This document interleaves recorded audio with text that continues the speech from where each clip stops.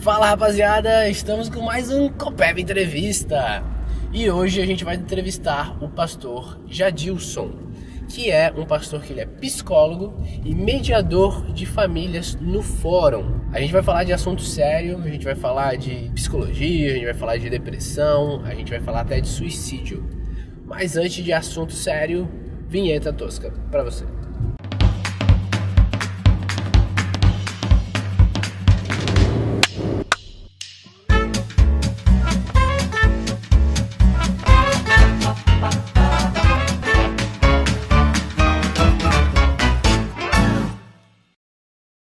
Eu preciso que você bata 2 palmas. Fechou.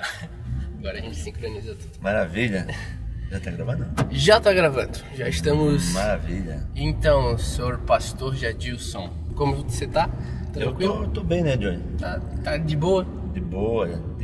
Sempre tem coisas pra ser melhorada na vida da gente. A vida é um pouco assim, né? Sempre tem algo. Pastor, Oi. O pastor ele é psicólogo e agora também já me falou que também é mediador da família no fórum, né? Então vamos um por vez. Psicólogo, pastor sofre algum preconceito em relação a isso? A ser pastor e psicólogo? Assim, Johnny, eu acredito que preconceito não. Um tempo atrás, não era entendido muito bem essa questão, né, do pastor ser psicólogo e tal. Sim. Eu creio que hoje até isso está sendo até mais valorizado. Mas antigamente... Até mais bem visto. Isso, mais bem visto.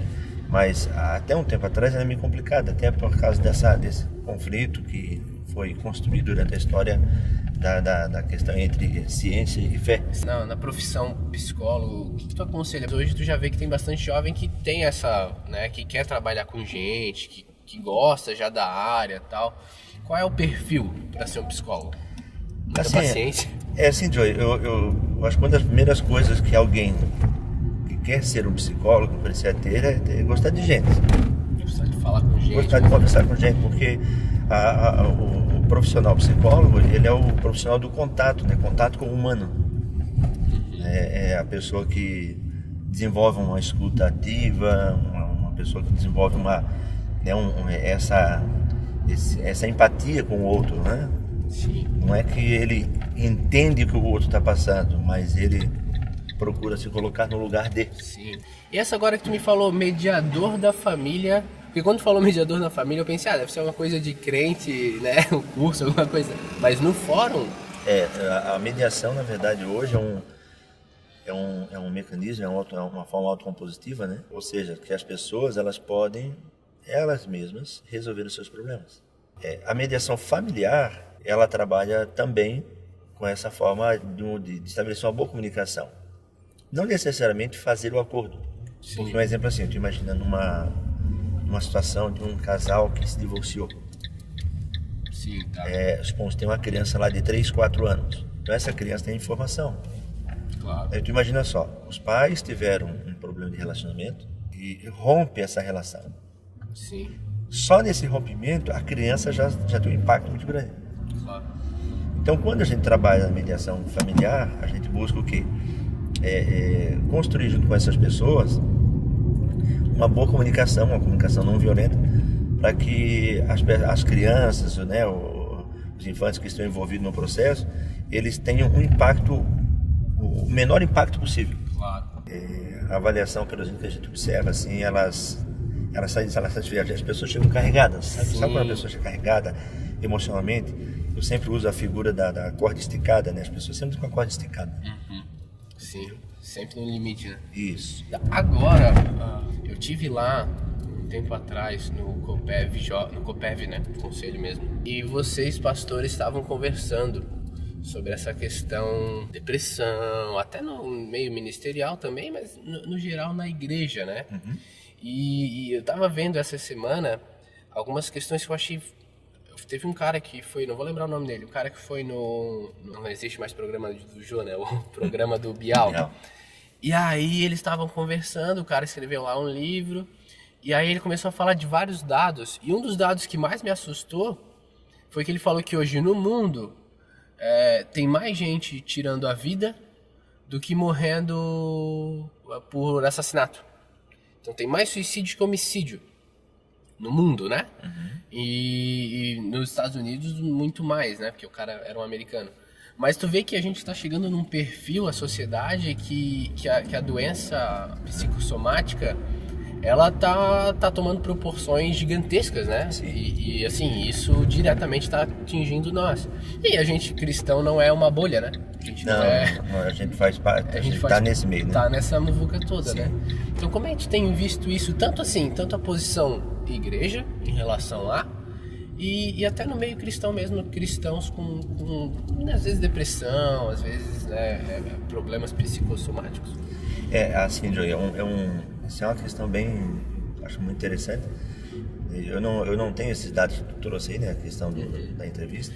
Na hora que o cara falou, bom, tá na Globo, a gente acredita, né? Não, mas eu quero dizer, me assustou porque, nossa, tu nem se compara, né? A gente pensa, como isso? Que na verdade, assim, a gente não consegue assimilar essa questão, como é que uma pessoa tira a própria vida, como é que uma pessoa... o procedimento normal que uma pessoa espera é uma morte natural. Claro. Ou um acidente, um acontecimento, né? Agora, pensar que uma pessoa vai ter essa atitude de tirar a própria vida é uma coisa assim, quase inconcebível. Né? Tipo, assusta, né? O negócio assim, isso, meu Deus, como? Então, assim, mas queira ou não, a vida que a gente leva hoje, assim, a vida é muito estressante. Muito estressante. As pessoas, elas estão sempre na pressão. Sim. Na pressão. É a pressão econômica, por exemplo. Hoje você só consegue se declarar uma pessoa feliz, realizada, Sim. Uma pessoa completa, quando você tem as coisas. Sim. A ditadura do ter, né, parece estabelecida entre as pessoas. Muito forte, né? Então, por exemplo, assim, as nossas crianças hoje na escola, elas chegam em casa e dizem o quê? Eu quero tal mochila, ou tal tênis, ou tal tipo de caderno, porque os meus colegas da escola têm. Tem tal caderno. E o pai, para não frustrar a criança, faz o quê? Vai dando tudo que a criança quer. Sim. Então, lógico, você não vai negar tudo, mas você tem um limite para isso. Então, a construção já começa a partir da infância. Sim, sim. Né? Então, nesse processo todo, a gente como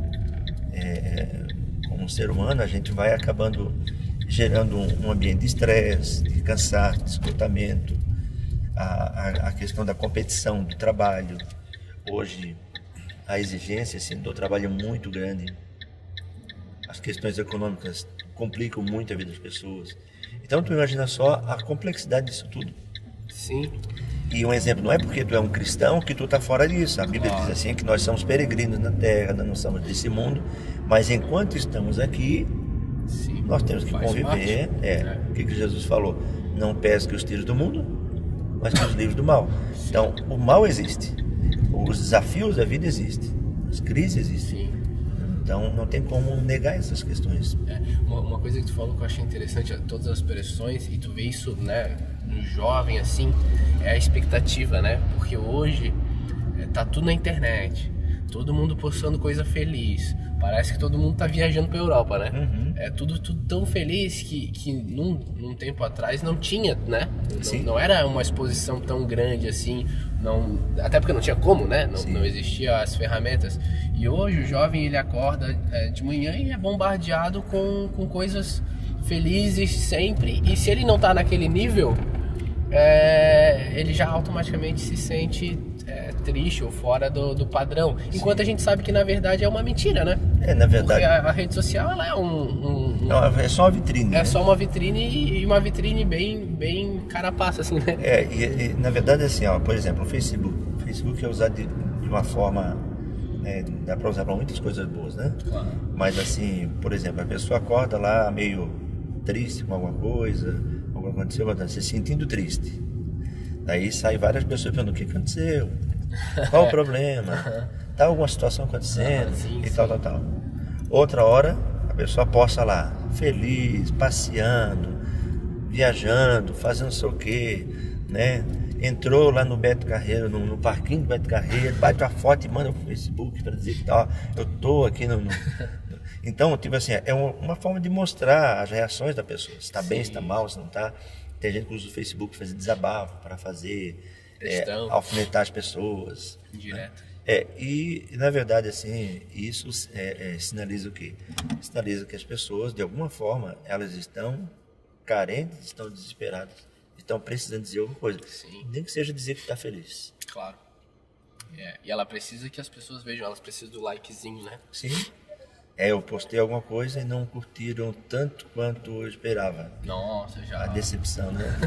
Já tu fica meio, o que eu fiz?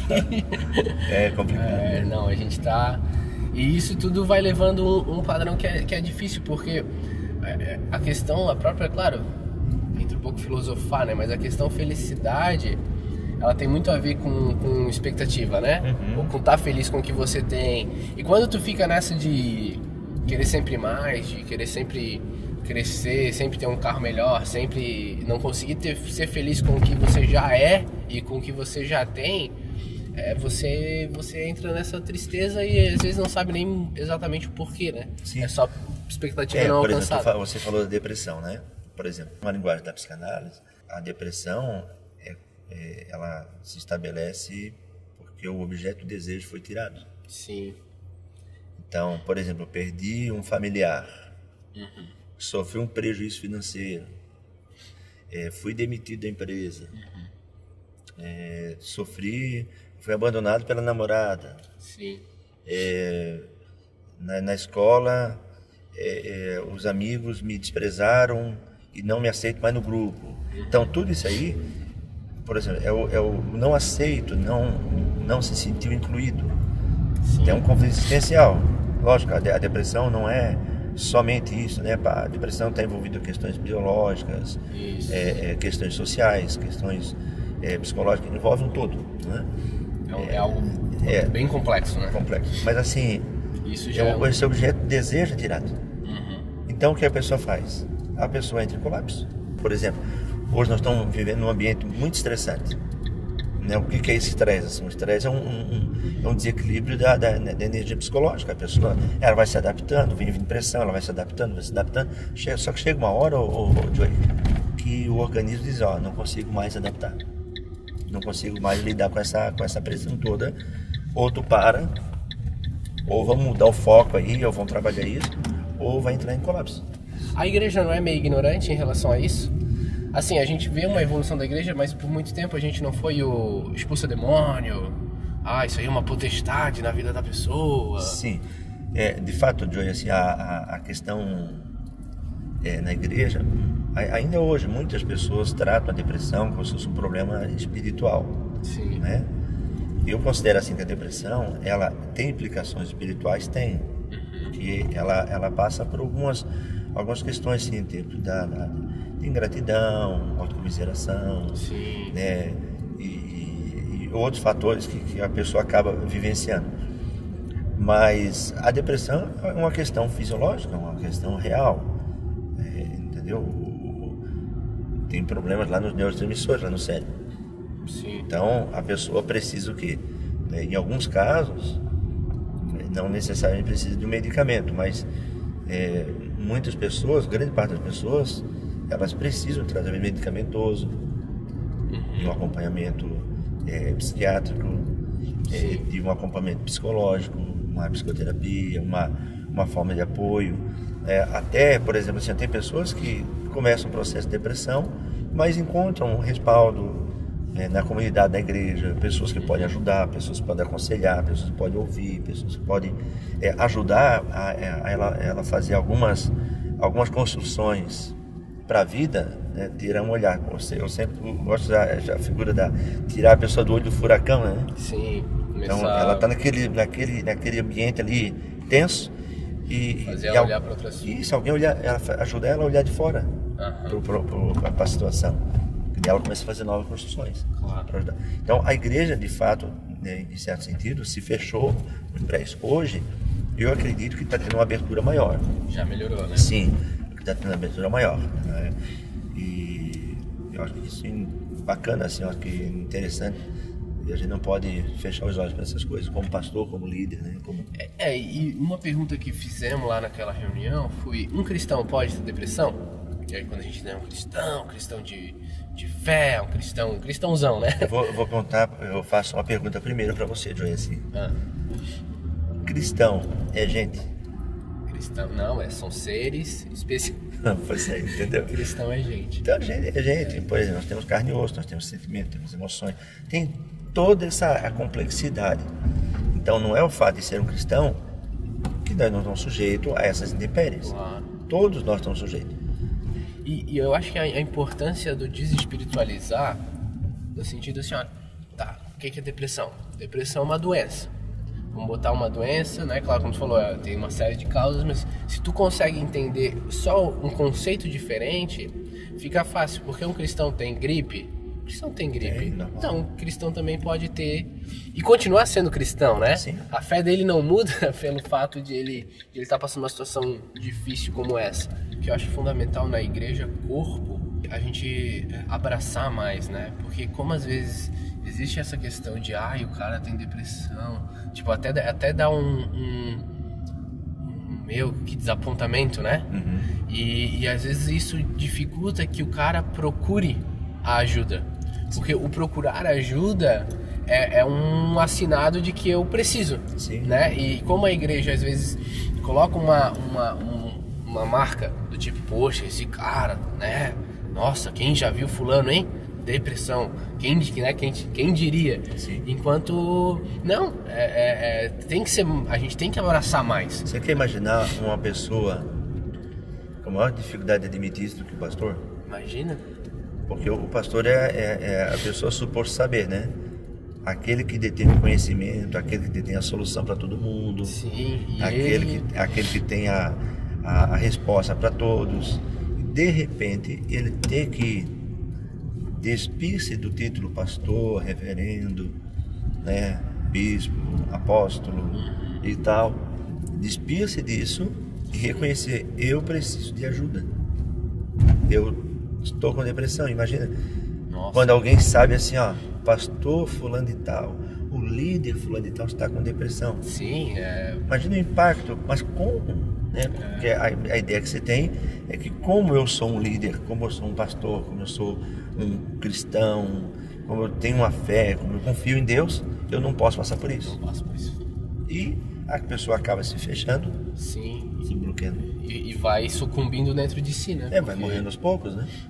Esse tipo de pensamento foi construído também no meio cristão, assim, né? Por exemplo, se eu tenho algum tipo de doença, algum tipo de dificuldade psicológica, emocional, qualquer tipo de situação, isso parece assim que você não tem fé, parece que você está em pecado. Sim. Então é muito associado alguma coisa errada. Por exemplo, assim, parece que porque você é cristão, você não pode passar por situação. Se você passar, é porque tem coisa errada. Sim. Isso é uma compreensão, entendeu? Totalmente irracional. Sim, né? sim. É quase, eu diria quase assim, é uma compreensão quase demoníaca, porque tu eleva a religião e acaba fazendo o lugar onde era para você mais ser aceito, o lugar para onde você mais ter liberdade, transforma-se num lugar que mais te oprime. Sim. Porque ali tu não pode falhar, ali tu não pode ter problema. Isso é assustador. E a igreja é um lugar libertador. Ela tem que estar com essa porta. A igreja é um ambiente libertador. E é tão libertador que quando as pessoas chegam, elas não podem ser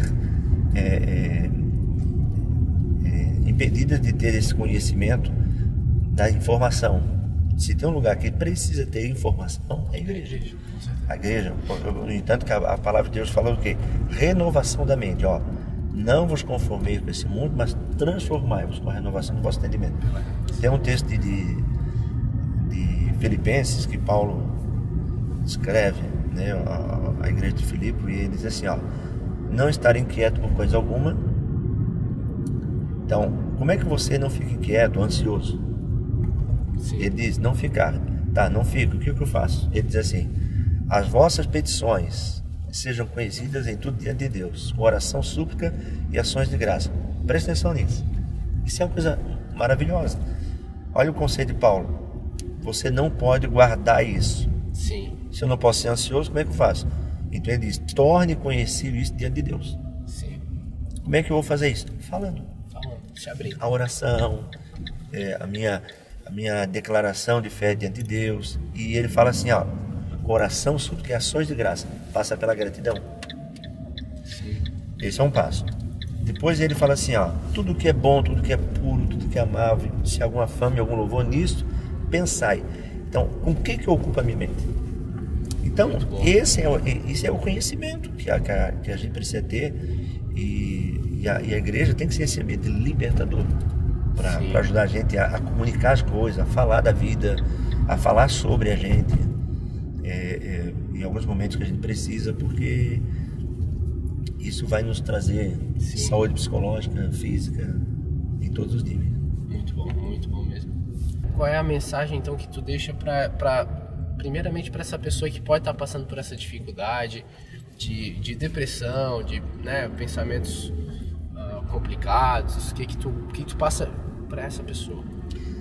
E na verdade, assim, Joey, eu digo para essa pessoa que ela precisa acreditar na vida, entendeu? Se ela está num momento de desesperança, se ela está angustiada mesmo numa situação, procure ajuda. Nós somos importantes, nós somos pessoas valiosas, nós temos o nosso valor, nós temos a nossa importância. Todo mundo tem o seu valor. Sim. Né? Às vezes tem aquela sensação de ser aceito, né? Às vezes não sou aceito na família, não sou aceito por amigo, parece que no mercado de trabalho não sou aceito. Quantas situações envolvem, às vezes o adolescente, ele diz assim, olha, ninguém me entende, ninguém me compreende, a minha vida é um caos. Então, a mensagem que eu digo assim é que a pessoa não desista da vida. Sim. Busca ajuda, fale com alguém, converse com alguém, entendeu? A pessoa perceber assim, o valor que ela tem. Sim. A importância dela, né, para ela mesma, para as pessoas que estão à volta. Sim. Então, valorizar isso eu acho que é fundamental. E acima de tudo, né, o valor que nós temos para Deus, claro, a importância que nós temos no reino de Deus. Imaginável, né? O próprio Deus deu o Filho dele para que nós tenhamos vida. Sim. E a Bíblia diz vida em abundância. E essa vida em abundância não é só a eternidade no céu. A vida em abundância, Joey, assim, é para já, para hoje. Agora, eu vivo aqui. Hoje. Essa vida abundante de Deus é para hoje, para agora. Entendeu? Amém. Então, você que está assistindo esse vídeo, né?